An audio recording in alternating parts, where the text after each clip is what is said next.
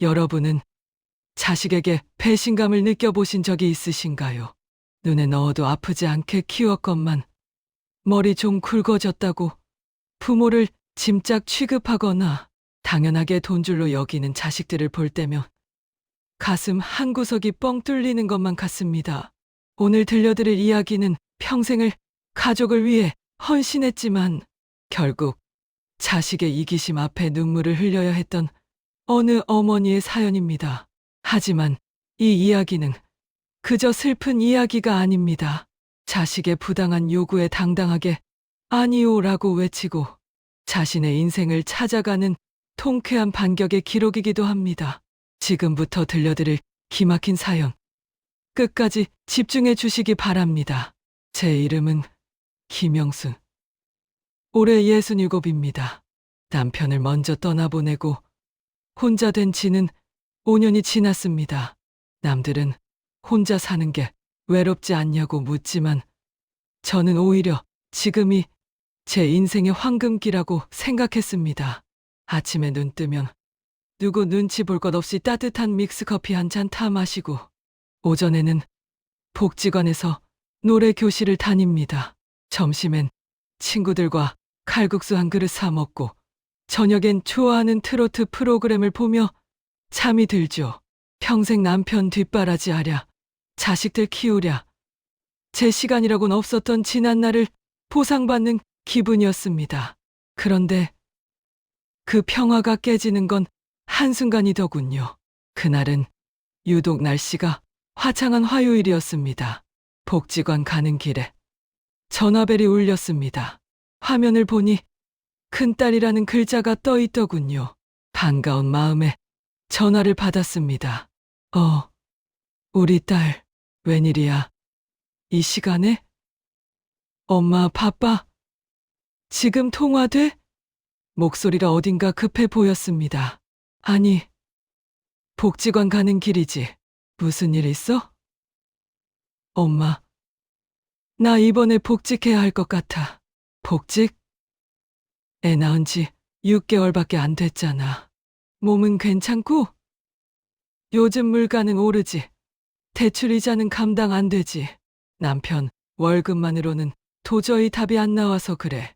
그래서 말인데 엄마가 애 좀 봐주면 안 될까? 순간 발걸음이 뚝 멈췄습니다. 가슴이 철렁 내려앉는 기분이었죠. 손녀는 예쁩니다. 눈에 넣어도 안 아프죠.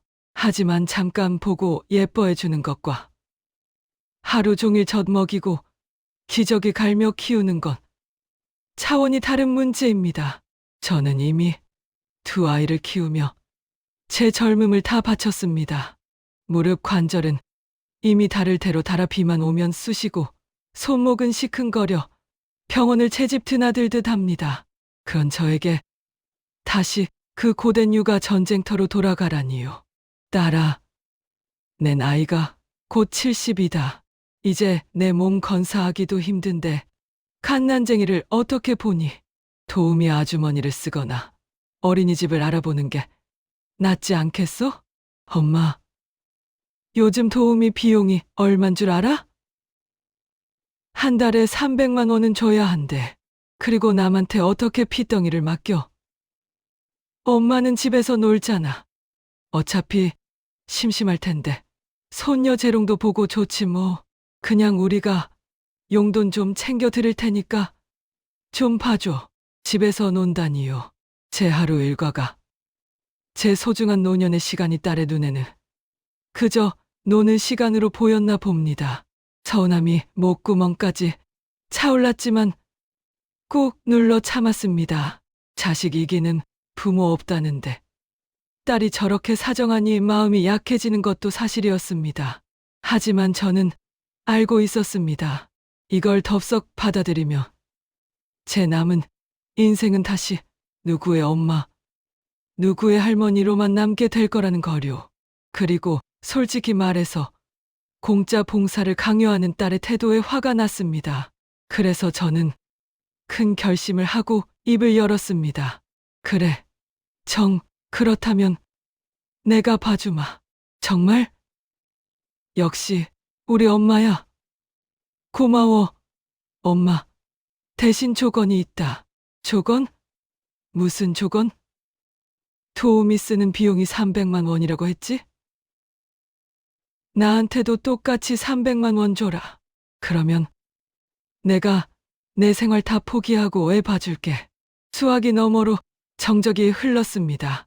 조금 전까지 고맙다고 호들갑을 떨던 딸의 목소리가 순식간에 차갑게 식었습니다. 엄마, 지금 장난해? 자족끼리 무슨 돈 계산을 그렇게 철저하게 해? 그리고 엄마가 전문 도우미도 아니잖아. 그냥 핏줄이니까 믿고 맡기는 거지. 돈 받으려고 애 봐주겠다는 거야? 어떻게 엄마가 돈을 밝혀? 돈을 밝힌다니요. 저는 제 노동의 가치, 그리고 제가 포기해야 할 시간의 가치를 말한 것뿐입니다. 전문 도우미는 퇴근이라도 있지요. 친정 엄마가 애를 보면 퇴근이 어디 있습니까? 주말이고 밤이고 수시로 불려 다닐 게 뻔한데 말이죠. 딸아, 너는 회사를 다니며 월급을 받지? 그건 내 시간과 노력을 회사에 주는 대가잖아. 엄마 시간도 소중한 거야. 내 친구 영희 엄마는 무릎 수술하고 병원비만 1,000만 원이 나왔어. 손주 봐주다가 골병 들면 그 병원비는 누가 대주니? 너희가 대줄 거야? 나는 정당한 대가를 원해. 그게 싫으면 다른 사람 알아봐라. 엄마 진짜 너무한다. 나 키울 때는 조건 없이 키웠으면서 이제 와서 손녀 봐주는 게 그렇게 아까워? 알았어. 남편이랑 상의해보고 연락할게. 뚝. 전화는 매정하게 끊어졌습니다. 전화가 끊긴 휴대폰을 들고 한참을 멍하니 서 있었습니다. 서러움이 밀려오더군요. 내가 돈 300만 원이 탐나서 그랬겠습니까? 적어도 엄마의 희생을 당연하게 여기지 말라는 뜻이었는데 딸은 저를 돈밖에 모르는 노인네 취급을 하더군요. 가슴이 먹먹해서 그날은 복지관도 가지 못하고 집으로 돌아왔습니다.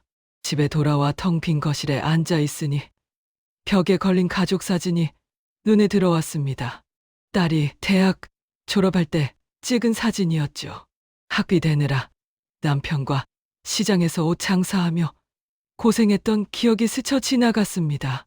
손발이 부르트도록 일해서 키워놨더니 이제 와서 엄마는 집에서 노니까라는 말을 듣다니요. 눈물이 핑 돌았습니다. 하지만 한편으로는 잘했다는 생각도 들었습니다. 이번에 확실하게 선을 긋지 않으면 앞으로도 계속해서 저를 만만한 예비 인력으로 생각할 테니까요. 여러분은 어떻게 생각하시나요? 자식의 부탁을 거절하고 돈을 요구한 제가 너무 매정한 걸까요? 아니면 제 인생을 지키기 위한 당연한 권리 주장일까요? 혹시 저와 비슷한 경험이 있거나 제 선택에 공감하시는 분들은 지금 좋아요 한 번씩만 꾹 눌러주세요. 여러분의 응원이 저에게는 큰 힘이 됩니다.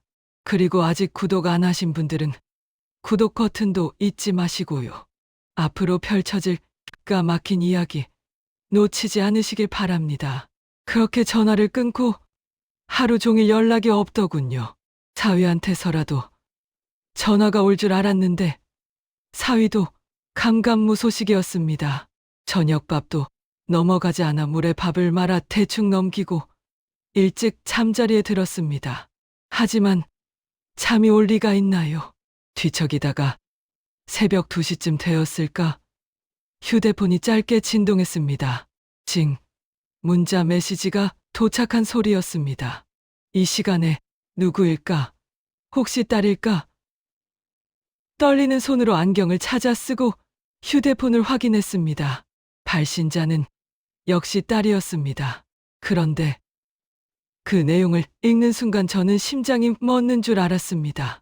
손이 부들부들 떨려서 휴대폰을 놓칠 뻔했죠.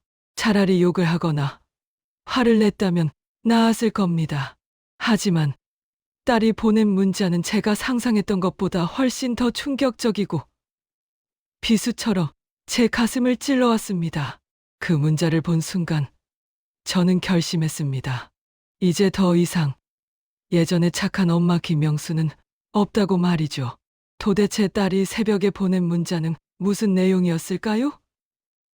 저를 이토록 분노하게 만든 그 한마디, 그리고 그 이후 벌어진 제 인생 최대의 반란. 다음 이야기에서 모두 공개하겠습니다. 가슴 단단히 먹고 기다려 주세요.